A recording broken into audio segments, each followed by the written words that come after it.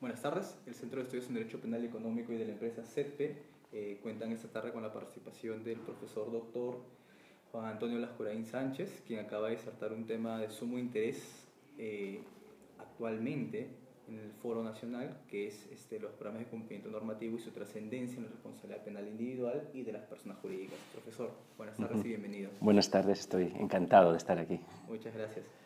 Profesor, dos preguntas puntuales a propósito de la conferencia que nos ha brindado. La primera es para saber si es que usted está a favor o en contra de la responsabilidad penal de las personas jurídicas y qué tan útil podría resultar denominar a dicha responsabilidad del ente penal o administrativa. Sí, la segunda pregunta me ayuda a matizar la respuesta a la primera. A mí me parece útil, me parece que existe una necesidad preventiva descubierta por el mundo anglosajón, lo de hacer responder a los colectivos, singularmente a las empresas, de los delitos que se produzcan en su seno, en su favor y con su tolerancia. Y me parece que hay un déficit de prevención al que no alcanza el sistema de responsabilidad penal individual, ni siquiera con los cada vez más sofisticados y avanzados sistemas de imputación por omisión. Es decir, yo creo que necesitamos un sistema de responsabilidad sancionadora de las personas jurídicas. Debería ser un sistema penal, así es como se llama en España, debería ser un sistema administrativo, que es como lo denomina la legislación peruana. Bueno, a mí me parece que ni una cosa ni otra. A mí me parece que el legislador penal español, el legislador español hubiera hecho bien en sacar este tipo de responsabilidad del mundo penal. Me parece que en este tipo de responsabilidad de las personas jurídicas existe una debilitación no inconstitucional del principio de culpabilidad. Y este tipo de debilitaciones posibles, porque no está el trasfondo de la cárcel, es mejor sacarlas del mundo del derecho penal para evitar posibilidades de contagio y dejarlo de un mundo no penal. Pero en segundo lugar, no me convence la denominación de la legislación peruana, la denominación administrativa.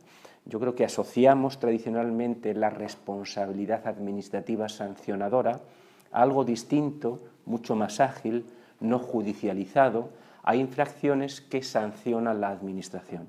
Yo creo que lo que tiene el sistema italiano o el sistema alemán o el sistema peruano es algo mucho más sofisticado y garantista que la idea a la que asociamos la responsabilidad administrativa.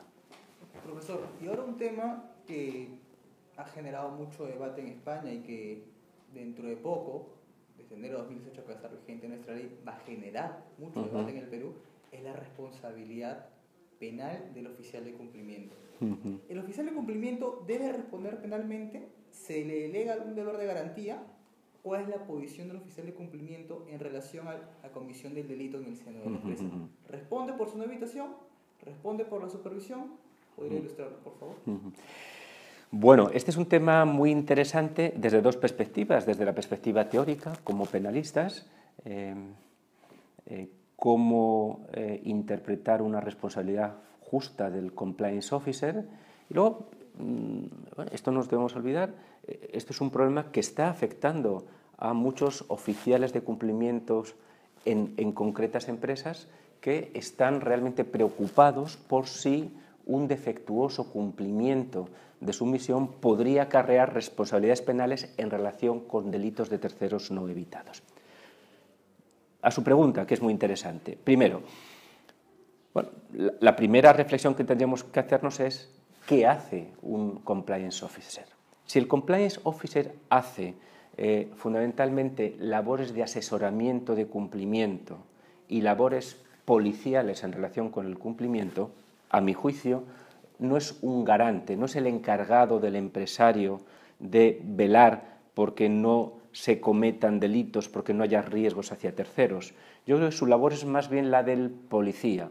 Él tiene un deber de recibir denuncias, de tomar medidas cautelares, de investigar esas denuncias. Pero ese deber no es un deber de garantía, que yo creo que es el escenario propio de la participación por omisión. Esto es muy, muy importante por lo siguiente. Yo creo que la participación por omisión supone que alguien que no tiene un deber de garante, pues si tiene el deber de garante, a mi juicio, tendría responsabilidad a título de autor.